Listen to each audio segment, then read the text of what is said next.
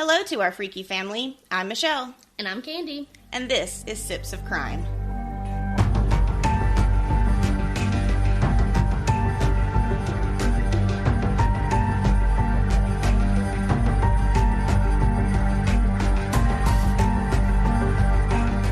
Hello, everybody. Welcome back. Welcome back. How are you guys doing today? Did you have a good week? I did. I took a half day Wednesday on a whim. Yeah. Hung out at the pool yesterday, which was a little boring, which I told you. I texted you. And then today's Friday. And Yes. we're both off. Yes, we have both been off today on Friday from our jobs, and it has been wonderful, relaxing. I got a lot done today, actually. I cleaned up like the whole kitchen, got the dishes done, and finished decorating my office. We're actually recording in our new pod lab. And it is so cute. So exciting. Maybe I'll post some pictures. I don't know. But yeah, so I actually recently got a new job with the same company that I was working at before, but I'm going to be doing some working from home, which I'm super excited about. I'm so proud of you. Yes, I'm very excited. Thank and you. I get to see you more. Yes, absolutely. We actually work not in the same department, but in the same building, and we both do kind of a hybrid model working from home situation. So it's been good being able to like have lunch with you and stuff like that. So yeah. So before we get started, we are actually going to shout out some of our new members of our freaky family. Evil Pudding Podcast has been just so sweet, and they've reached out to us a few times. We've been talking about podcasting and some of the things that we've encountered while we've been doing that. And they've just been awesome. I've really enjoyed listening to them. So we wanted to shout them out and share their trailer with you guys. They are a husband and wife team, and Courtney is just a doll baby. She is so sweet, and we've become really good friends just through texting and stuff like that. And so we're super excited for them and to see them succeed. So we will plug them now. Hi, I'm Courtney. And I'm Patrick. And this is our true crime podcast. Evil Pudding. We are a husband and wife duo. I am ex-military and law enforcement. And I'm a true crime professional fanatic. And we will cover the most depraved and most shocking offenders and events that you probably have ever heard of. That's right. Only the most evil are covered here.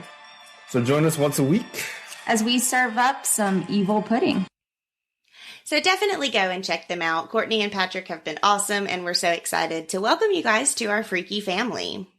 Kandi, what are we drinking today? We are drinking Arista Scarlet. It's a semi-sweet red with red berry flavors, and it's a product of Italy. Ooh, fancy. Maybe. It says on the back, experience the allure of the Scarlet, a seductive semi-sweet red with flavors of raspberry, cherry, and strawberry that entice you with every sip. Savor with barbecue, pizza, chocolate, or your favorite dessert. Pizza and wine. I love it. So, right up our alley. Yes. It's a little bubbly. It looks like I'm pouring cheerwine. And for those who don't know who cheerwine is, because did you know that it's really only like in North Carolina? I knew that it was just like a southern thing. I didn't know it was just in North Carolina. I'm pretty sure it's just it might not be. I don't know. I guess I should look that up before fully saying that. We love cheerwine down in the South. If anybody can get it up in the North, go get you some. It's like a cherry Dr. Pepper, but better. Yeah, it is. Cheers.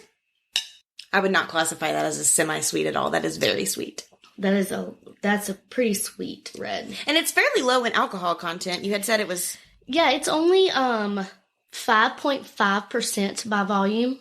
So, like if you drink seltzers, those are 5%. So yeah. Well, that's good, though. You can...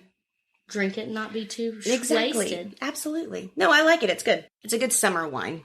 And it's not as, like, bubbly as it looks. No, it's not. It's not very carbonated. I mean, you can taste the effervescence, but... It's good. It's good. Well, what lovely info are you going to grace me with today? I have for you today the Weepy Voiced Killer. All right. Yes. I cannot with this guy. So one of his MOs was every time he committed a murder, he calls the police, whining and crying in this high-pitched voice, talking about how he doesn't know why he did it, and he's apologizing. It's a mess. Oh, gosh. Okay. Yes. So I am actually going to play the recordings as well. I have all of them. Of him calling into the police? Yes. Oh, okay. I can't wait to hear this. Yes, it is a lot. So grab a glass. Grab a friend. And let's dive in. On August 21st, 1982, Denise Williams was working her usual area in Minneapolis, Minnesota, when a new customer approached her for services. She was a 19-year-old sex worker, and after discussing price, Denise got into this man's car. Once he had gotten what he paid for, the man turned down a dead-end road. Denise got a funny feeling that something was wrong. This John wasn't returning back to the area where he had picked her up. Her fight-or-flight instincts were kicking in, but before she had a chance to decide what she was going to do, this man attacked her with a screwdriver, stabbing her 15 times. As she was being stabbed, Denise felt a glass wine bottle near her feet on the floorboard of the car.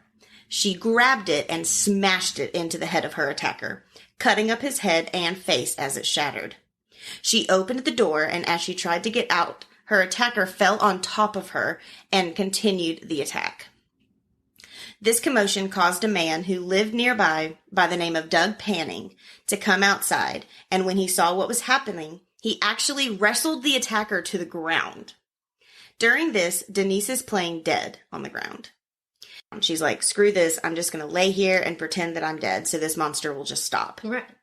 During the struggle with Doug and the attacker, he was able to break loose, and he got into his car and he sped away.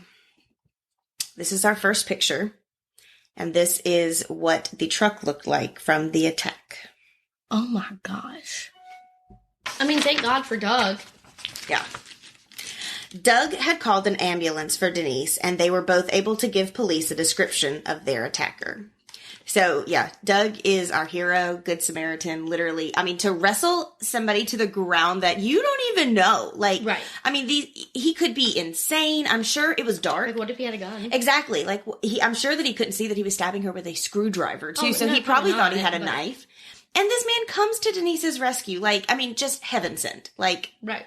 A little angel.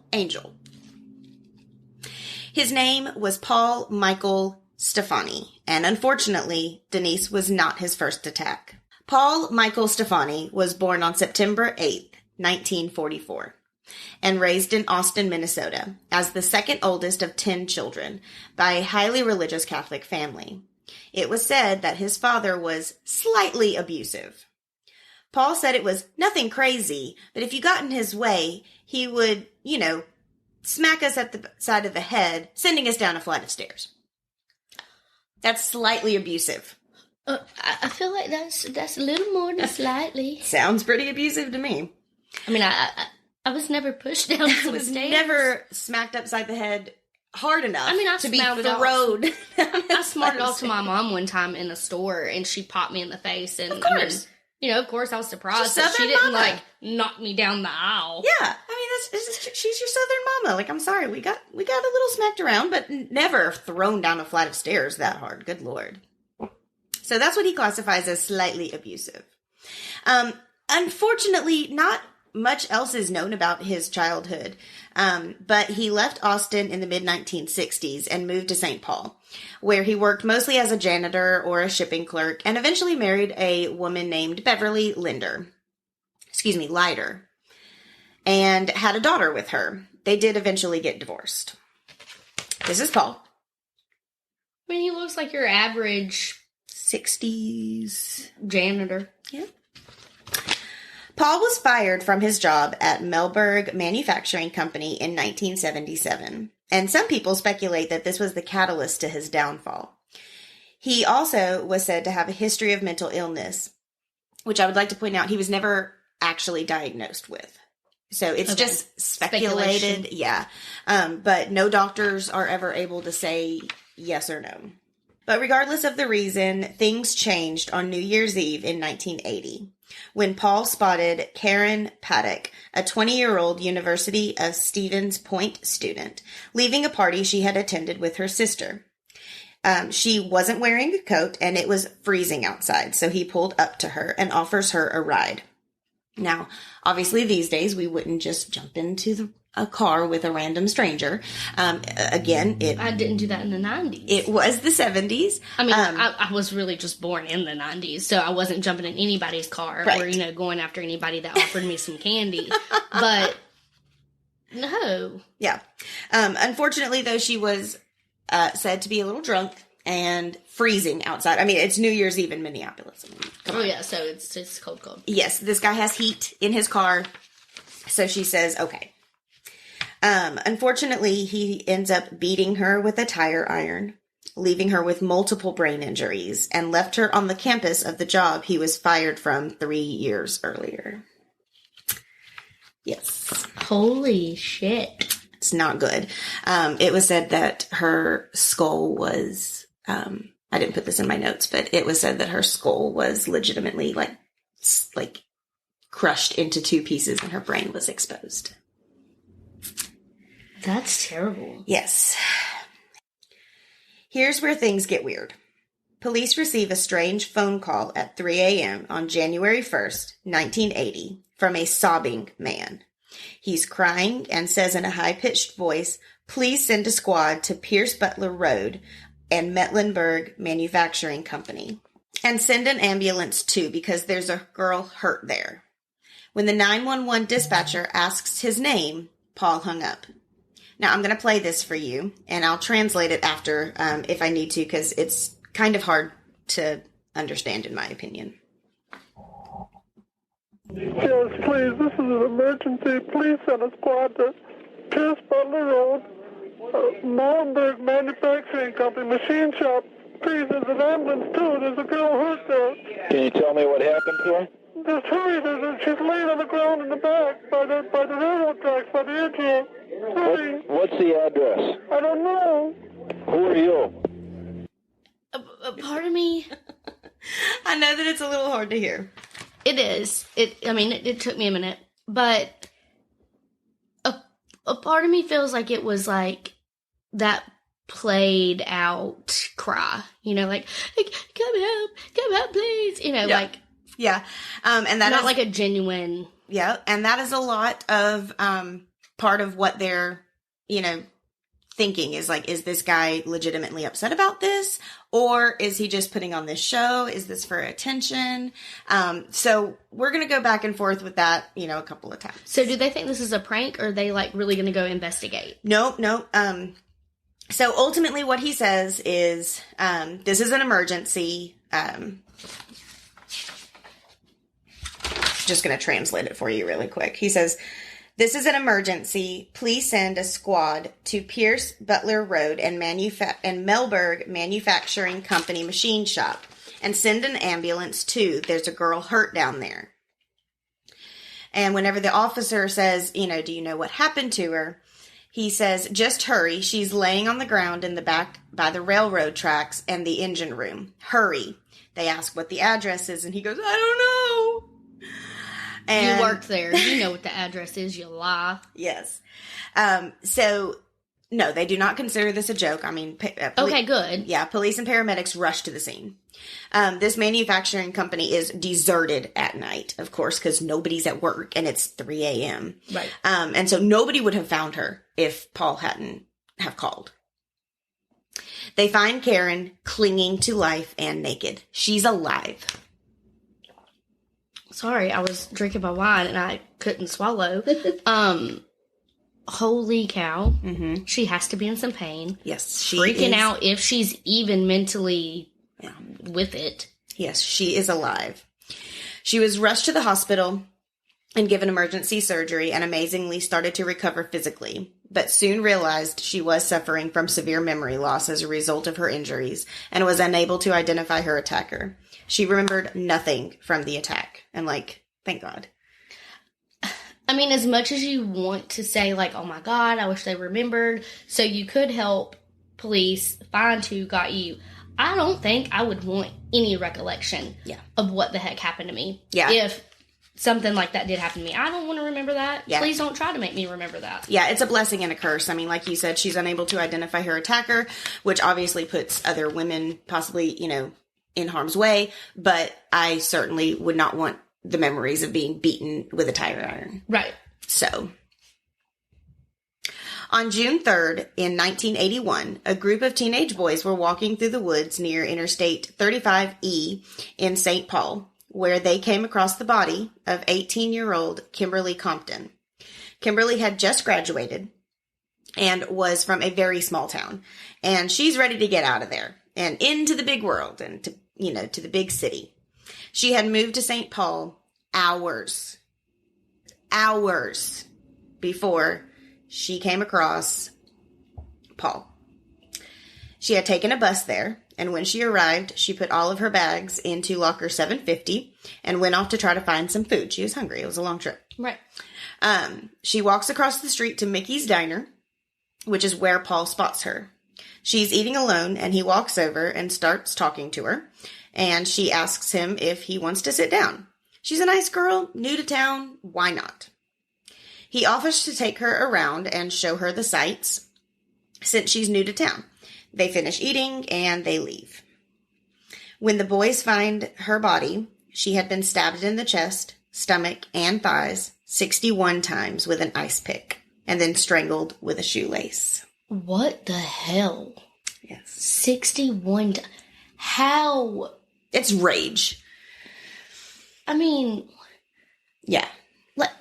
doing that 61 times. Yeah. It's intense to think about. And like all over her body.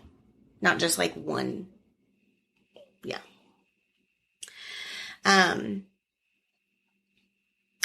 The police receive another call, which I will play for you now. Oh, you find me? I just stabbed somebody with an ice pick. I can't stop myself. I keep killing somebody.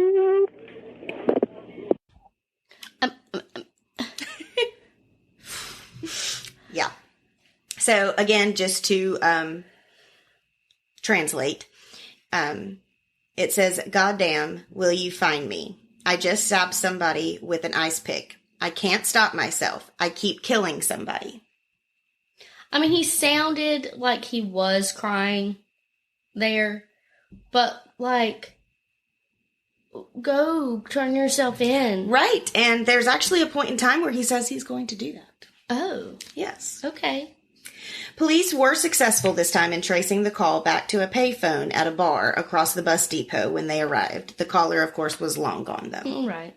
2 days later, he called police again to say, Don't talk, just listen. I'm sorry what I did to Compton. I couldn't help it. Don't know why I had to stab her. I am so upset about it.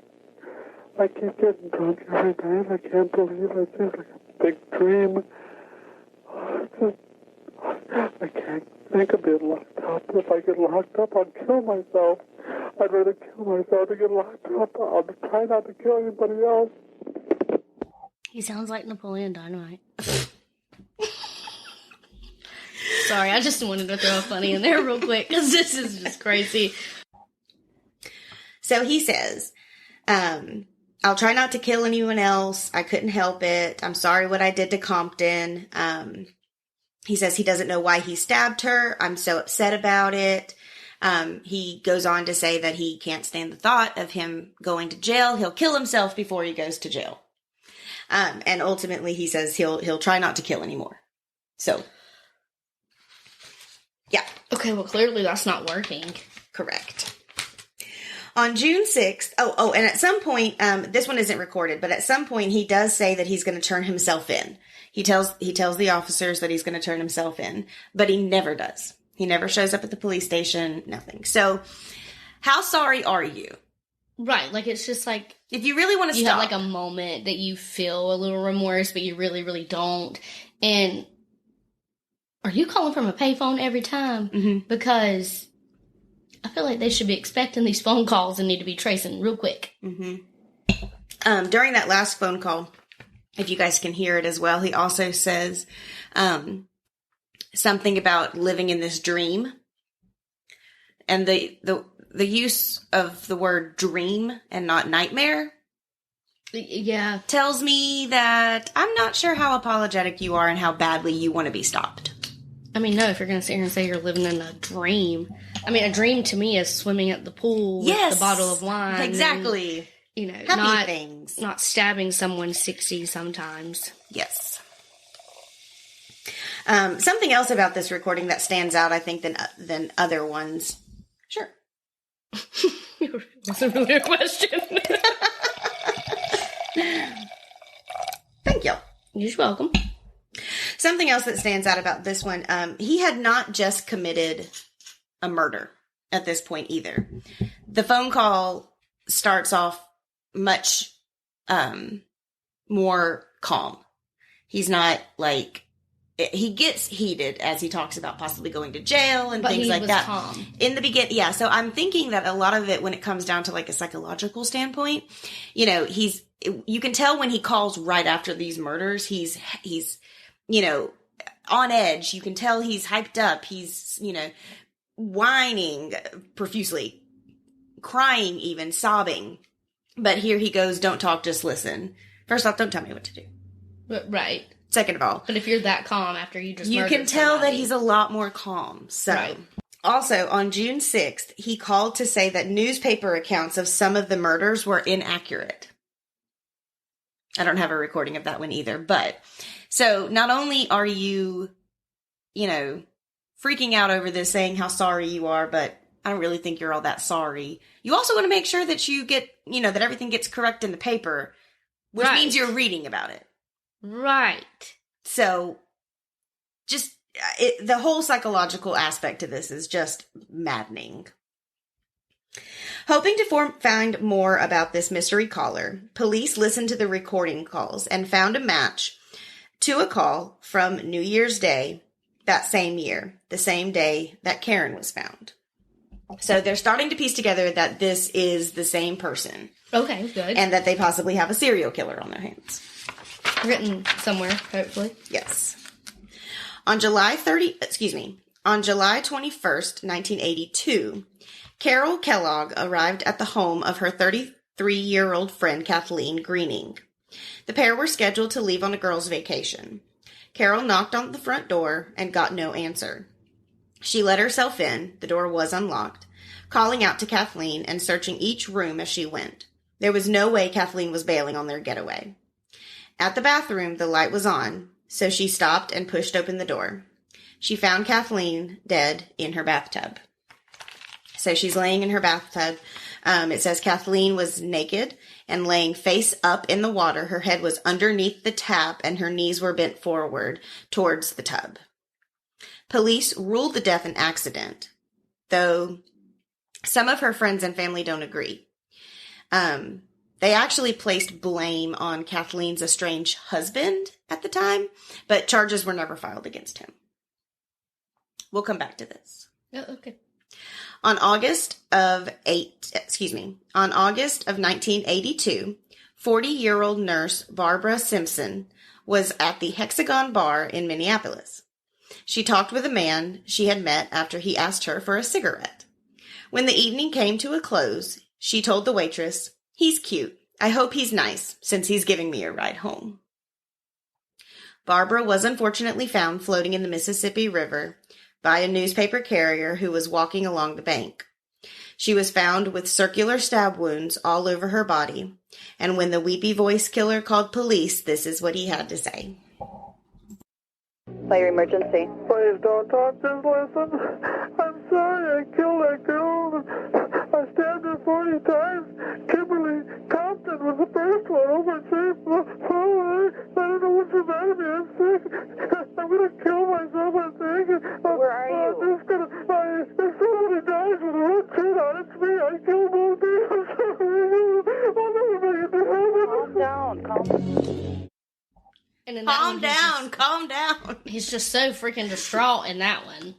Yes, so to translate, he says, again, please don't talk, just listen. Like, stop telling me what to do, dude. I'm sorry I killed that girl. I stabbed her 40 times. Kimberly Compton was the first one over in St. Paul. I don't know what the matter is with me. I'm sick. I'm going to kill myself. If someone dies with a red shirt on, it's me. I've killed more people. I'll never make it to heaven. That's your concern right now, is making it to heaven? Yeah. And another thing that I would like to point out about these, now that we've had, is this the third or fourth call at this point? The fourth, third, I don't know. He always is bringing the conversation back to himself. Yeah. I'm not going to heaven. I'm going to kill myself. I can't stand to think, you know what I'm saying? If you're really remorseful, right, you should be focusing on the person that you just brutally. Like, I'm sorry to the family. Exactly. I'm sorry, blah, blah, blah. Yes, your focus would be on them. And going to turn yourself in. And yes. So that's, just again, the psychological aspect to this is just something that amazes me. Police started their investigation with the most obvious culprit, the man Barbara had left the bar with the night before. Witnesses at the bar were able to provide a description of the man to the police. Apparently, the waitress obviously heard Barbara say, I'm going home with her. I'm going home with him. I hope he's nice, Right. And this struck her as odd. And so she actually took a good look at the guy. Well, thank God she did. Yeah. So, she had told them that he was around 40 years old, 6 feet tall, 185 pounds, white, with a receding hairline. I'll show you that picture here in just a minute. Okay. Police decided the next step was to see who in the Twin Cities had violent records. After that, and the help from the witnesses from the bar, they were able to narrow it down to 8 men and took mugshots of them. They took those mugshots back, and the bar staff was able to point out Paul Michael Stephani. Without the hard evidence, police couldn't arrest him right away. Instead, they set up surveillance at his apartment and followed him when he left for Minneapolis. However, they lost track of him. Here we go again. You had one job. Right. Follow the one job. And they lose him. Paul's next victim was Denise from the beginning of our story. So we're bringing it full circle here. Now, if you recall, she had smashed that glass wine bottle over his head that she had found in his car. Yes. Like a badass that she is. And she had fucked him up. Good. Yeah. When Paul returned to his apartment after attacking Denise, he saw the damage that she had done to his head and face and how badly he was bleeding. Guess what he did? I want to say he went to the hospital. He called police one more time. Of course he freaking did. But this time, it was for medical attention. The man called himself an ambulance. Freaking idiot. Yep. He states that he's all cut up, and had ultimately told the people at the hospital that he was like in an altercation. Did the police not see him come home? I thought they were They're supposed to be him. watching him. What? Oh my God. Yep. So of course they were dispatched to his apartment because he needed medical attention, where he was apprehended and later charged with second-degree assault. Because if you remember, Doug and Denise were both able to give a description to the police. Right. And, shortly after that, you get this guy calling for medical attention. Injuries are all matching up here. So it's like, okay, yeah, we'll come and get you. We'll come and give you some medical help. Absolutely.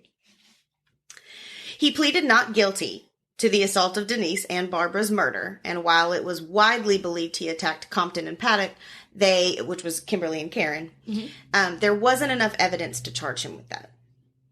During his trial, Paul's ex-wife, his sister, and a former roommate all testified that the voice on the 911 call made by the Weepy Voiced Killer sounded like Paul, but this was not enough to connect him to the other murders.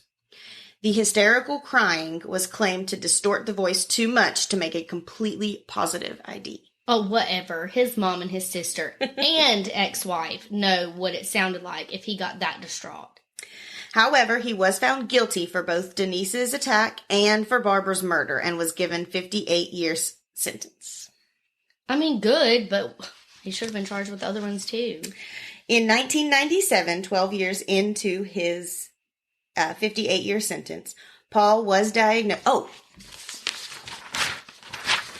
This was him after he got attacked by Denise. After he attacked Denise and after Denise attacked him. This was the day he was arrested and after he was given the medical attention he asked for. Oh, good. Yes.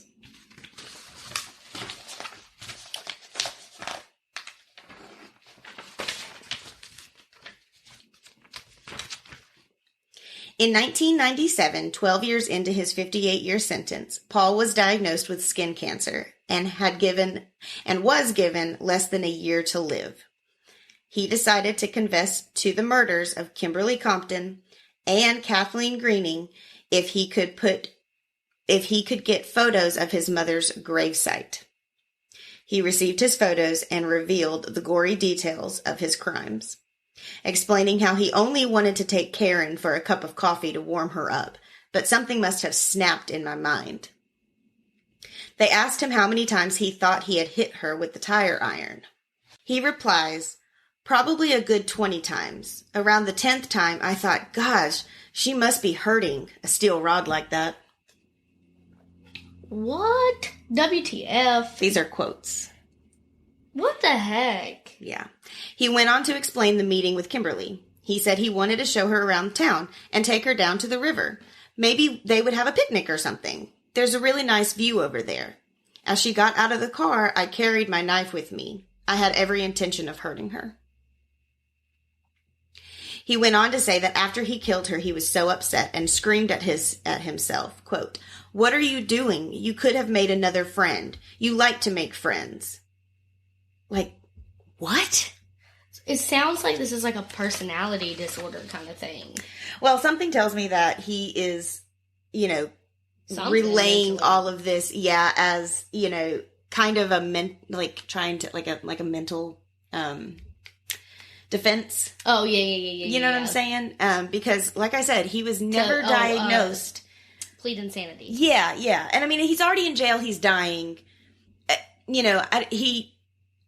He wasn't going back to trial to, he confesses to these murders, and I didn't find any information as to whether they, sent him to, now that he's confessed, that they sent him back to trial, right, or if he got more sentence. But, the point is, though, it's like I feel like he's playing that up, not knowing exactly what was going to happen. Right. So, just throwing that out there.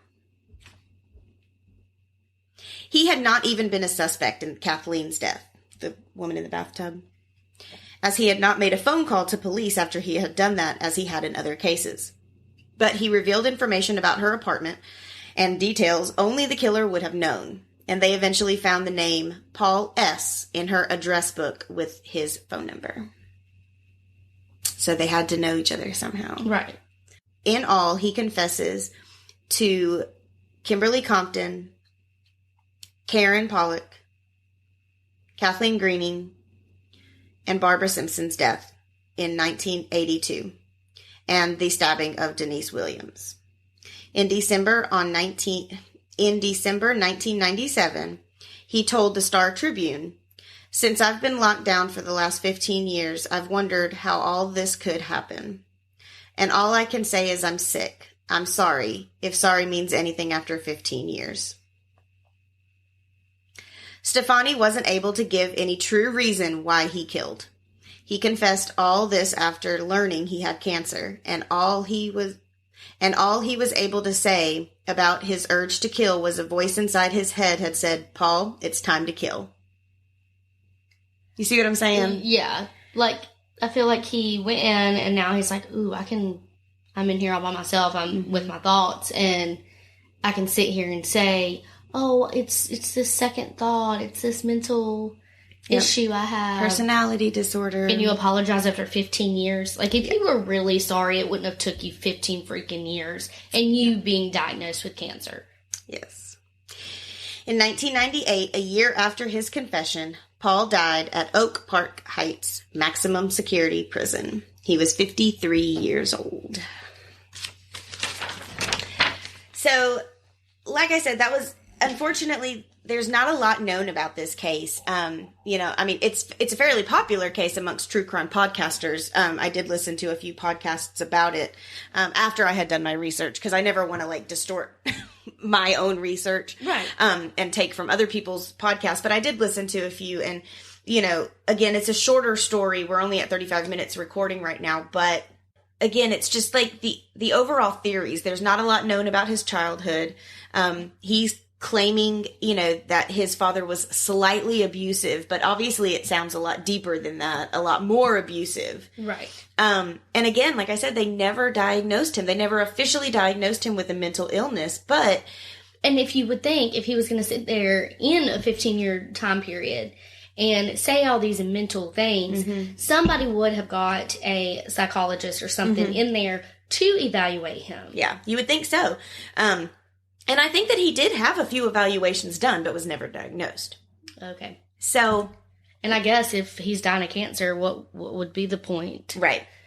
And so, but like I said, there's nothing catalyst other than that, other than him losing his job 3 years prior to his first attack. Like I said, that he comes from a very deeply religious family, and let's face it, sometimes that can mess you up all in its own. So, I wonder if, was there, mommy issues? Was there an actual mental disorder that went, undiagnosed? I mean, falling down the stairs, did you hit your head and... Right. Did you snap one day? Cause an issue? Yeah. So like I said, it's a very, very interesting case. His actions are obviously extremely weird and strange. Like I said, I can't even listening to those recordings. They're just ridiculous. There was one. It sounded like a legit tearful voice, but then the rest are just like these fake, distraught sounding voices. Yeah. And of course that's just my opinion, but and something else that I had read was that while the police were interrogating him and asking him about the crimes, and they started showing him photos of the women and of, the crime scenes and stuff. And he apparently stood up and was like, "You're not going to pin those on me." And instantly his voice turns to that weepy, crying, sobbing, high pitched. So at that point, they could tell that he's either turning it on and off when he wants to be remorseful or whatever you want to call it. Or, again, I think that goes back to a possible mental situation, Possibly. I mean, I'm certainly not going to sit here and claim that just because he was never diagnosed that he didn't have some sort of a mental disorder, because, mental health is such a huge topic these days, and unfortunately it does go undiagnosed a lot of the times, whether you're not seeking medical attention or whether you, are just deciding, you're going to ignore that. But I can't bring myself to believe that this dude doesn't have some sort of a mental issue. Something has to be going on. Yeah. So, we'll never know. Pretty crazy case. Short one, but intense. They're all intense. I don't even care. They're all intense, short or not. Well, I know that we're going to say this again whenever we play our outro, but I just wanted to reiterate again, I believe, if I'm not mistaken, the last time I checked, we were still at about 86% of our listeners are listening on Apple Podcasts. We are talking to you guys. Please, please, please rate and review. It really helps us out. Again, you don't have to write a book. You can just leave a little wine glass emoji if you want to. It takes 2 seconds. It is free, but it is detrimental to allowing, helping us get our podcast out there and for other people to listen to it. So if you could do that for us, we would really appreciate it. You can join our freaky little family both on Instagram and Facebook and find all of the featured photos from this episode at Sips of Crime. For a chance to have your story featured on one of our future episodes, send us a Gmail to sipsofcrime@gmail.com. And you can find all of our episodes wherever you get your podcasts. If you're listening on Apple Podcasts, we would really appreciate you giving us a 5-star review because it really helps other people find our podcasts and our episodes. Thanks for listening. Stay alive.